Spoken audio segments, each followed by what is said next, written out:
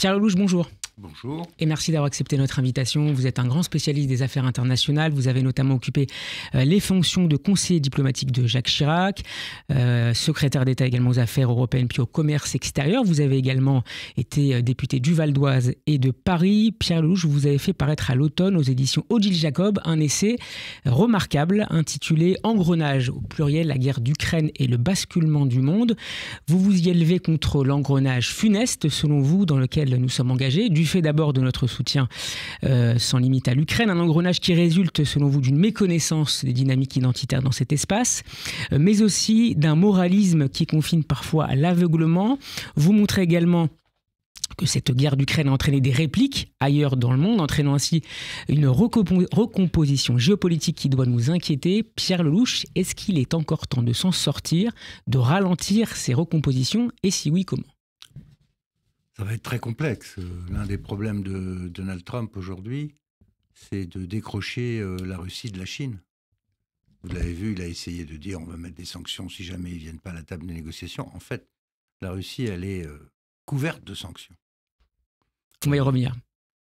Et le commerce, dire qu'on va augmenter les droits de douane sur la Russie n'a aucun sens puisqu'il n'y a quasiment plus de commerce avec la Russie.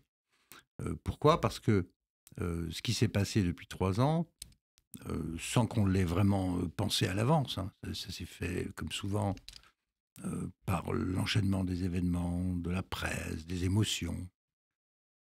On a créé une situation dans laquelle, quand je dis on, Poutine, bien sûr, en agressant l'Ukraine, puis nous, par la réaction qu'on a eue, de guerre, je pèse mes mots, de guerre non déclarée, par procuration, entre l'OTAN et la Russie. Résultat, c'est d'avoir amené la Russie à se rapprocher de la Chine de façon très forte. Là, maintenant, il y a une alliance stratégique. Et d'avoir agrégé autour de ces deux-là 2 autres États particulièrement toxiques, la Corée du Nord et l'Iran. Ce que j'appelle dans mon livre les 4 cavaliers de l'Apocalypse. Parallèlement, autre conséquence, ça a renforcé tous les efforts de la Russie, de la Chine surtout, via les BRICS, de construire morceau par morceau un système alternatif. C'est le Sud global.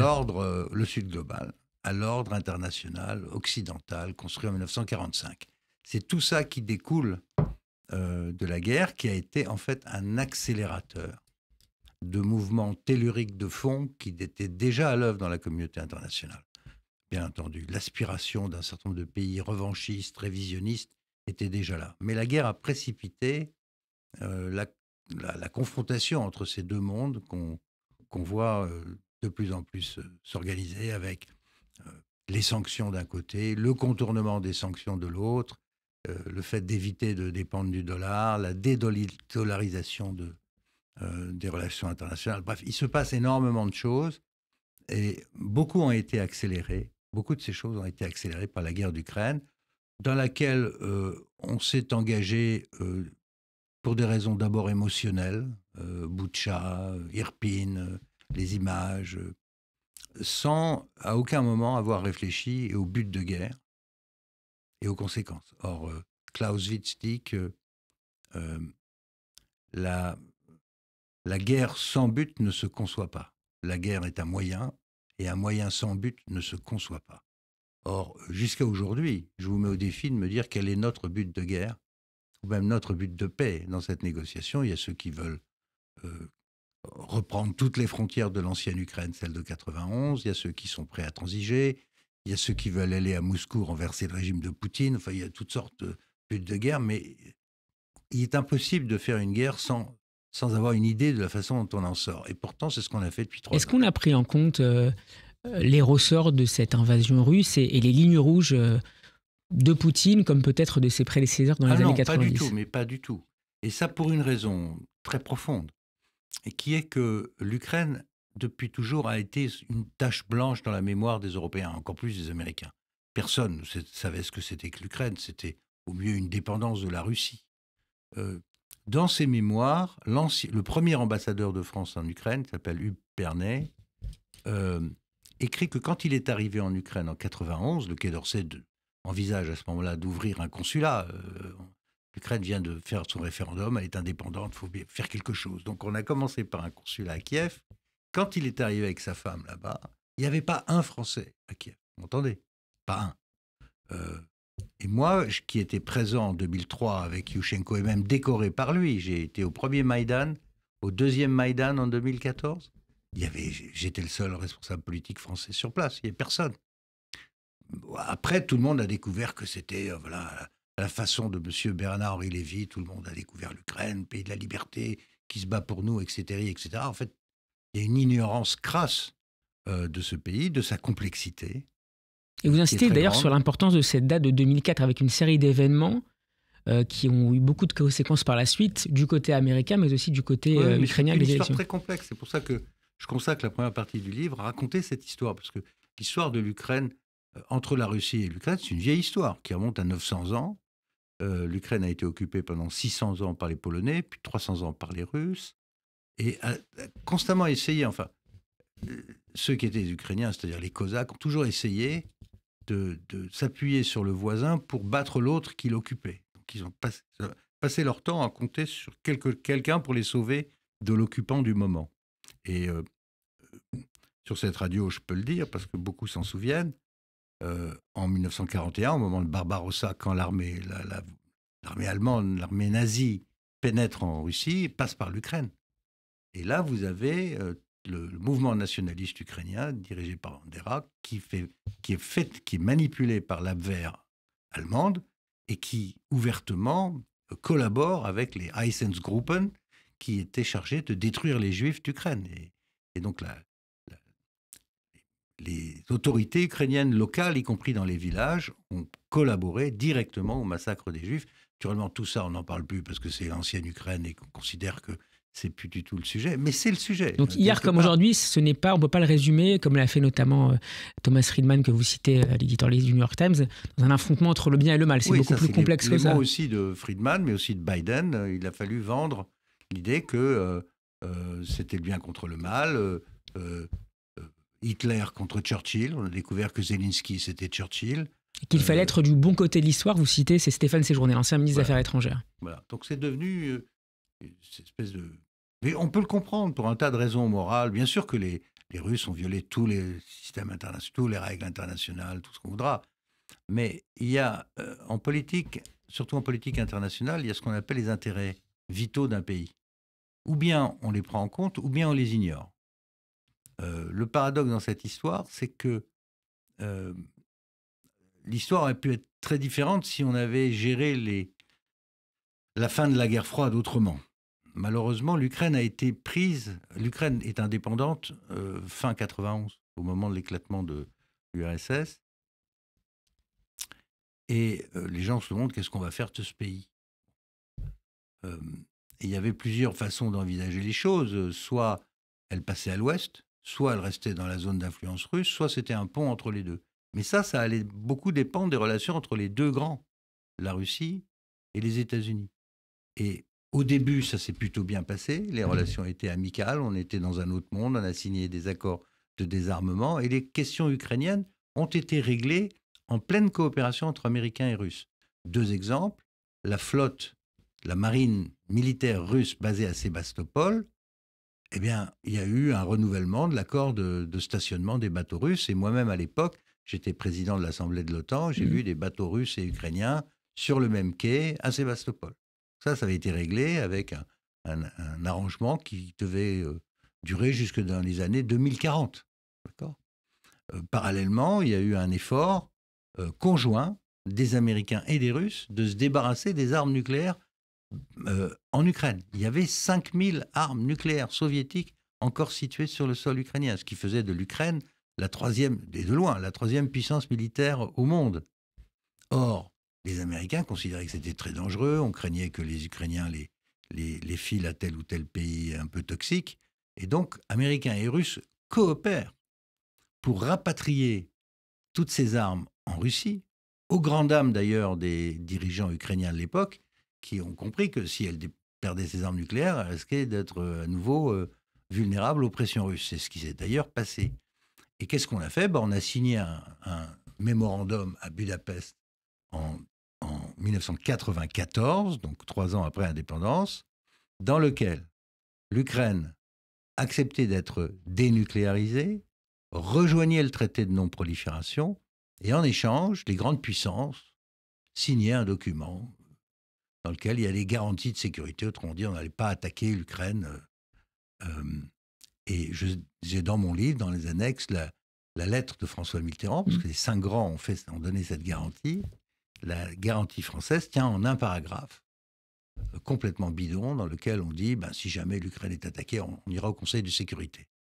Donc, en fait, on n'a pas du tout préparé l'Ukraine de l'après-guerre froide. Or, cet endroit est complètement stratégique. C'est la zone entre l'Allemagne et la Russie, donc le point névralgique de la géopolitique en Europe.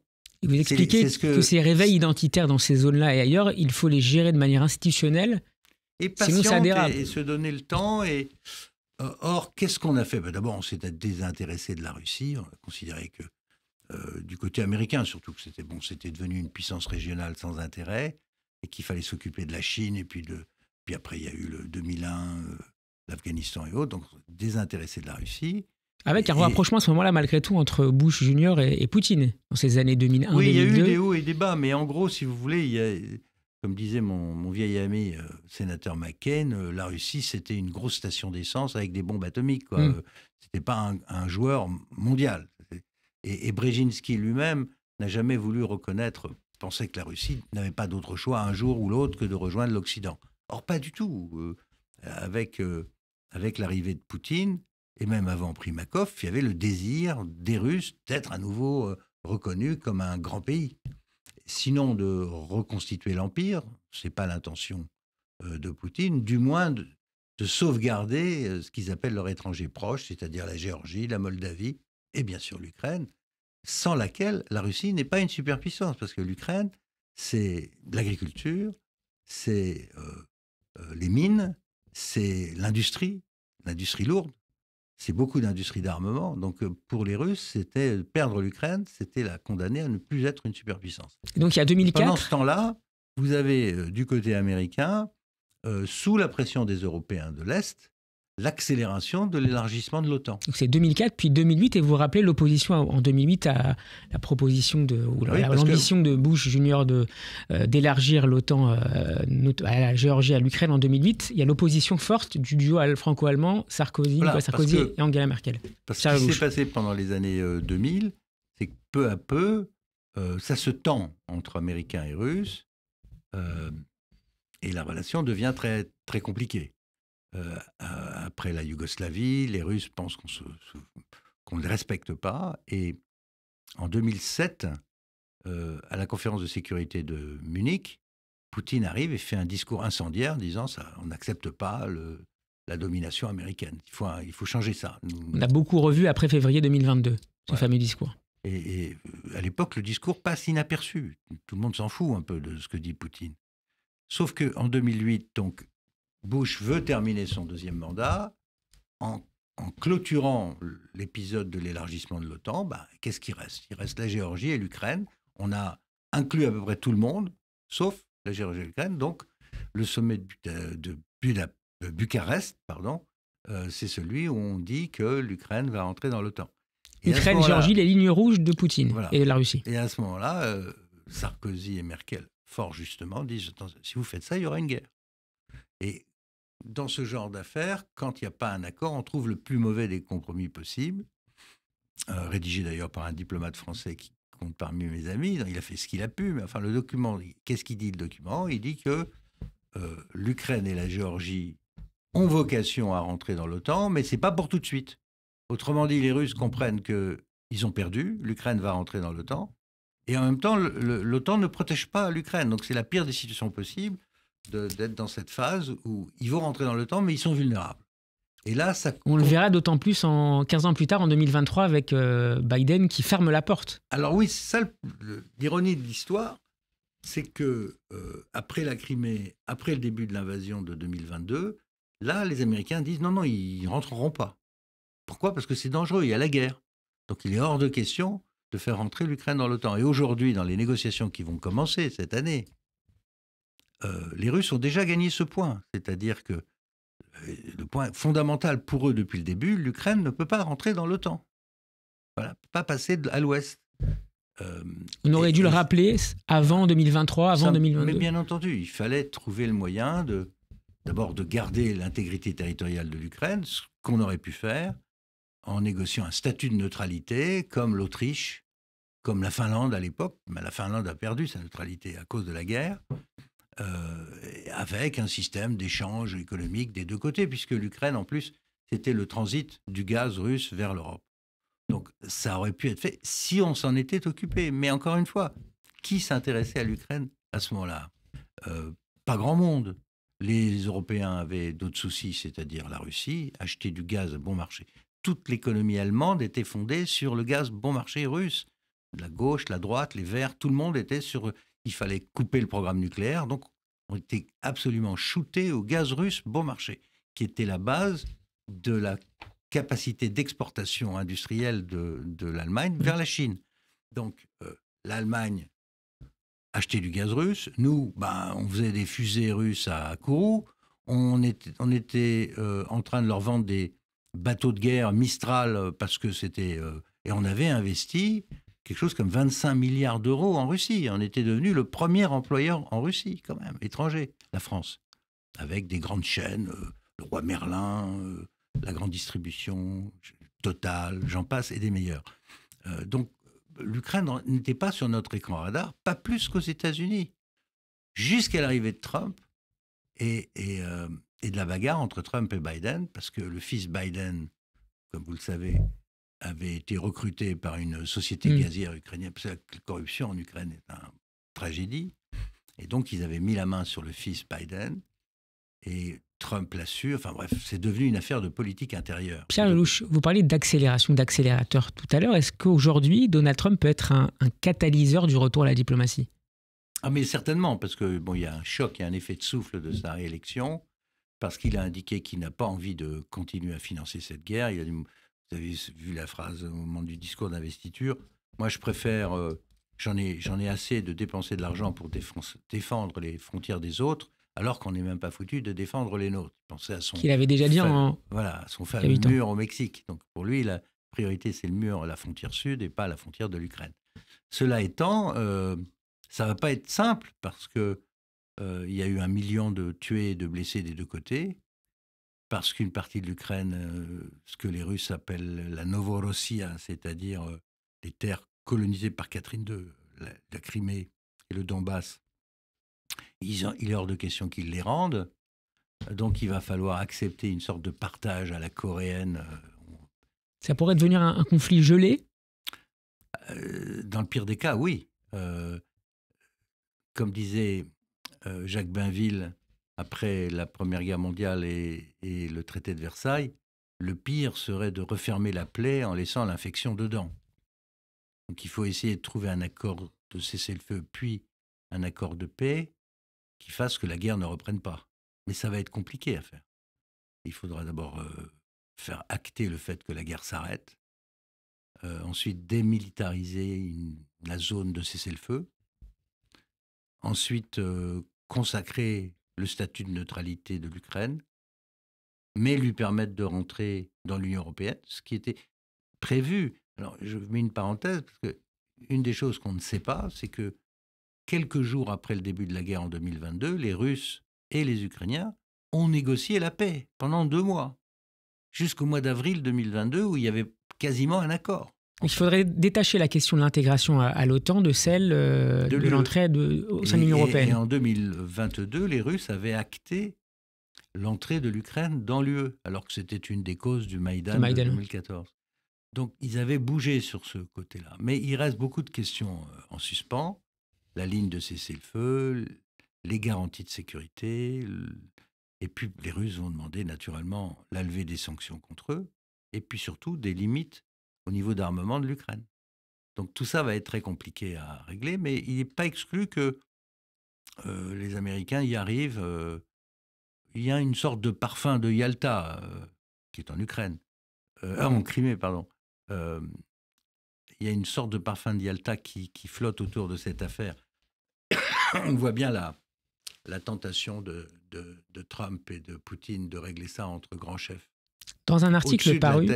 Au-dessus de la tête des Européens et des Ukrainiens. même si ça concerne au premier plan. Dans un article paru il y a quelques jours dans l'Opinion, Pierre Lelouch, vous déclariez que l'Amérique de Trump pourrait à son tour devenir révisionniste au regard des revendications territoriales de la nouvelle administration républicaine sur le Canada, le Groenland ou encore le canal de Panama. La revue Le Grand Continent parle d'un néo-impérialisme sans frontières du président américain. Est-ce que vous partagez cette qualification et est-ce qu'il faut s'en inquiéter tout particulièrement ? Il y a une tradition américaine, ça. Hein, et encore une fois, Trump a fait référence explicitement au président McKinley. Et à destinée manifeste. Oui, et puis surtout le vainqueur de la guerre d'Espagne, l'homme qui a inventé les tarifs douaniers, le protectionnisme à tout va, et la guerre d'Espagne qui a viré les Espagnols de la zone, qui a permis aux Américains de prendre le contrôle de Cuba et des Philippines, par exemple. Donc McKinley, ça fait partie des héros de Trump. Et au fond, qu'est-ce qu'il dit ? Il dit l'Amérique a besoin de Panama. Carter a fait une bêtise en abandonnant le canal. C'est nous qui l'avons fait. On a eu 38 000 tués. On a dépensé beaucoup d'argent. On a besoin du canal. Sinon, il va passer aux Chinois. Le Groenland, pareil. Et le Nord-Canada, pareil. Donc, dans la grande redéfinition des affaires du monde, où la Chine est le problème numéro 1 des États-Unis au XXIe siècle, prendre des gages comme ça qui sont très importants pour les États-Unis, après tout, si les autres le font, pourquoi je ne le ferais pas ? Et donc, on est rentré dans un... Il y a une possibilité, je ne dis pas que c'est sûr, parce que ça va faire l'objet d'un débat considérable aux États-Unis, mais enfin, il y a une possibilité pour que, à leur tour, les Américains deviennent révisionnistes, exactement comme les Chinois en mer de Chine, en s'asseyant littéralement sur les zones territoriales des voisins, des Vietnamiens, des Philippins, etc. Et les Russes, en prenant, comme ils l'ont fait, la partie qui les intéresse en Ukraine. Donc les Américains concourraient à leur tour au détricotage de l'ordre international post-45. Oui, dans la mesure où ça ne les intéresse plus. Ce qui les intéresse, c'est America First. Faire la guerre pour les autres. Et ça va être... C'est un énorme changement pour l'Europe. Un énorme changement. Faire la guerre pour les autres, protéger les autres, c'est pas dans la destinée manifeste de l'Amérique. La destinée manifeste de l'Amérique, c'est d'être puissant, première puissance du monde. Mais c'est le double suicide des Européens qui avait amené l'Amérique à rompre avec l'isolationnisme et à s'installer durablement en Europe. D'ailleurs, je rappelle qu'en 1945, les Américains étaient repartis. Ils sont revenus à cause de la guerre de Corée. Et là où c'est fondamental, peu de monde le comprennent, et c'est pourtant le point crucial des mois et des années qui nous attendent. Quand je vois les discours de Macron sur la souveraineté européenne, il habite sur la planète Mars. De quoi on parle ? Toute la construction européenne, qui a commencé avec la CECA, vous vous souvenez, dans les années 50, conférence de Messine, 55, puis le traité de Rome, 57, tout ça a été rendu possible. Pourquoi ? Parce que ça a été construit sur un socle de sécurité apporté par une puissance extérieure qui était l'Amérique. Donc, en fait, l'Europe est la fille adultérine de l'OTAN, créée en 1949, et à partir des années 50, retour des Américains en Europe, occupation militaire avec une armée américaine présente, 300 000 GIs en Allemagne. C'est ça qui rend possible la réconciliation franco-allemande et l'Europe communautaire, puisque la défense, quelqu'un d'autre s'en occupe. Et donc si cette garantie de sécurité et de défense s'étiole ou disparaît... Si vous enlevez le tapis, il se passe quoi ? Il se passe que l'Allemagne est maintenant seule devant la Russie, qu'un tas de petits pays tout autour, ça va courir exactement comme des lapins dans les phares de la voiture. Il y a ceux qui vont essayer de faire leur truc à part, je pense aux Anglais, ils vont essayer de faire un deal à part avec les Américains, comme ils ont déjà dans l'AUKUS, dans le Pacifique. Les Français, ils vont essayer de trouver des contrepoids, comme toujours dans l'histoire. Mais là, les Allemands vont faire quoi ? Est-ce qu'il y a un consensus pour réarmer vraiment ? C'est quoi la politique vis-à-vis de la Russie ? Ça va être une division très, très profonde. Tout le système politico-social allemand a été rompu avec la guerre d'Ukraine. Il n'y a plus le gaz, les exportations en Chine sont très compliquées, la sécurité américaine risque de ne plus être là. Donc on est dans un moment de bascule considérable dans l'histoire de l'Europe. Et je crains, pour ma part, c'est une des choses que je discute à la fin de mon livre, il n'est pas du tout sûr à mes yeux que l'Europe communautaire telle que nous la connaissons survivent à cette situation. On peut être dans une affaire complètement différente. Et c'est pour ça que mon appel, c'est à un réarmement d'abord de la France. Il faut que la France se reprenne en main et arrête de compter sur les autres, sur Bruxelles, sur Madame von der Leyen, sur je ne sais qui, ou sur l'Allemagne pour penser sa stratégie à l'avenir. Et pour stopper ce que vous appelez le déclassement français. On est dans un monde qui va être dominé par les rapports de force entre très grandes puissances. Il n'est pas évident que l'Europe soit une grande puissance. Regardez où elle en est sur le plan économique et sur le plan des nouvelles technologies. Elle n'est juste pas sur l'écran radar. Elle n'existe pas.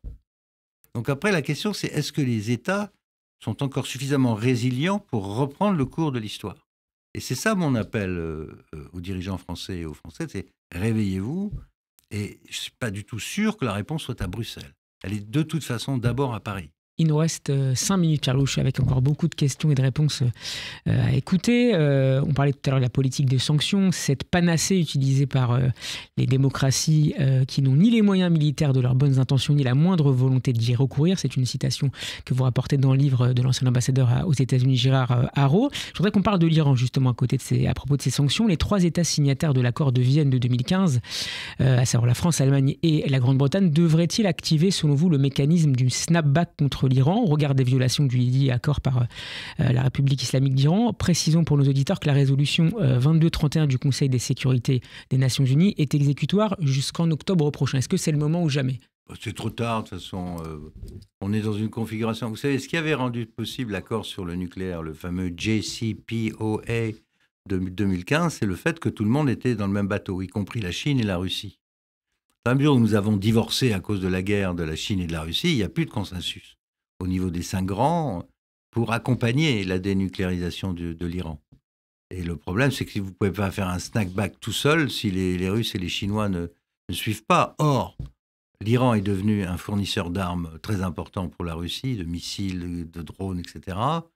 Les Chinois contournent les sanctions américaines sur l'Iran avec leur flotte fantôme. Ils achètent le gaz, le pétrole iranien. Donc, en fait, cette alliance des grands pays pour éviter la prolifération iranienne, elle n'est plus là. En même temps, on met en avant l'automaticité de ces sanctions dans le cadre du snapback et que ça se ferait à la majorité, donc on n'aurait pas nécessairement besoin de la Russie. Vous ne pouvez pas le faire sans la Russie et la Chine. S'il n'y a pas de consensus, ça ne sera pas crédible. Ce qu'il faut arriver, c'est en finir avec cette guerre en Ukraine, essayer de reprendre des relations, parce qu'il faudra bien avec la Russie, essayer de trouver un modus vivendi avec la Chine, en respectant les intérêts économiques, mais en ne se faisant pas voler ce que l'on fait sans arrêt, ça va être compliqué de trouver un nouvel... Il est possible de revenir à Kissinger, que vous citez, détacher la Russie de la Chine, c'est encore possible? Ça va être difficile, mais les Russes eux-mêmes savent que c'est suicidaire pour eux de se mettre dans les mains des Chinois, parce qu'ils savent très bien ce qui va se passer en Sibérie. Si vous allez à l'est de la Russie, moi, comme j'y suis allé, je peux vous dire que les Chinois sont omniprésents, donc ils savent très bien que... Alors, il y a toujours ce basculement, cette discussion entre les Russes et l'Eurasie ou l'Europe. Est-ce qu'on est plus européen ou plus asiatique? On revient à la question identitaire. Mais quand même, ils savent très bien que de se mettre totalement entre les mains des Chinois n'est pas une solution. Donc, ils ont besoin de garder des liens avec les Européens. Et nous, il va falloir qu'on... de toute façon, la Russie, elle habite en Europe. Donc, à un moment ou à un autre, il faudra bien reprendre des relations avec la Russie. Je reste sur le nucléaire iranien et on lit ici et là que les Israéliens envisageraient de plus en plus sérieusement de frapper certains sites nucléaires iraniens. Est-ce que ça serait une erreur selon vous? Est-ce que ça serait d'ailleurs possible et efficace? Ou est-ce qu'il faut encore laisser un peu de temps à la diplomatie? Mais il est un peu sceptique sur la réussite d'une telle action diplomatique. La guerre d'Ukraine a eu un impact énorme sur l'affaire du 7 octobre aussi, dans la mesure où... vous avez vu que les soutiens à la Syrie ont disparu. Hezbollah a été décimé par les Israéliens et l'aviation russe, qui joue un rôle fondamental pour le régime d'Al-Assad, elle est repartie en Ukraine. Donc le régime s'est retrouvé tout nu et il est tombé en 10 jours. Donc changement massif. En tombant, le régime syrien a exposé les vulnérabilités de l'Iran, qui par ailleurs n'a pas réussi son opération. Enfin, il a partiellement réussi ses frappes contre Israël, mais c'est un vrai sujet quand même. Ces milliers de missiles balistiques, c'est un vrai sujet pour les Israéliens, mais aussi pour nous, Européens, parce qu'un jour ou l'autre, on les aura de l'autre côté de la Méditerranée, ces missiles. Donc, ils sont en position de vulnérabilité. ce qui est nouveau pour eux, et la tentation est d'en finir pour une bonne fois avec leur programme. D'autant plus que certains systèmes de défense aériens iraniens ont été détruits par les Israéliens. Voilà. Alors les Iraniens essayent d'en acheter des nouveaux, des S-400 en Russie, mais pour l'instant, les Russes n'ont pas donné. Donc, il y a une fenêtre pour attaquer l'Iran avec des bombes pénétrantes énormes. Bunker Buster, disaient les Américains. Bunker Buster. Sauf qu'ils sont largués par des bombardiers américains B-2 et que les Israéliens n'ont pas ça. Est-ce qu'ils peuvent convaincre Trump désormais? Oui, mais je ne sais pas jusqu'à quel point les Américains sont prêts à se lancer dans une opération de ce genre, sachant qu'il n'y a jamais une garantie à 100% que le programme soit totalement détruit, que ça peut même souder le peuple iranien derrière ce qui reste du régime. Donc ce sont des questions extraordinairement délicates, sur laquelle moi je ne peux pas avoir de jugement parce que je n'ai pas tous les éléments. Beaucoup de ces choses sont secrètes, classifiées et autres. Donc si on n'a pas tous les éléments, c'est difficile de se faire un jugement. Mais c'est une opération risquée. En même temps, c'est un risque contre un autre risque.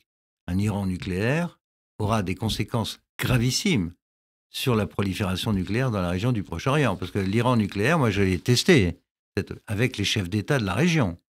Erdogan,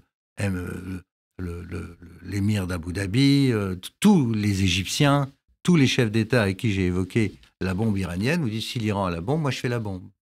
Donc vous aurez un Moyen-Orient complètement nucléarisé si cette option nucléaire est retenue par l'Iran. Et terminons avec cette déclaration hier du directeur de l'AIEA, Raphaël Grossi. L'Iran appuie sur l'accélérateur pour porter ses capacités de production d'uranium hautement enrichi à un niveau de pureté proche de la qualité militaire. Merci beaucoup, Pierre Lelouch, d'avoir été avec nous dans Géopolitique Le Mag. Je rappelle le titre de votre nouveau livre, Engrenage, la guerre d'Ukraine et le basculement du monde. Lecture importante, c'est publié aux éditions Odile Jacob. À très bientôt. Merci beaucoup.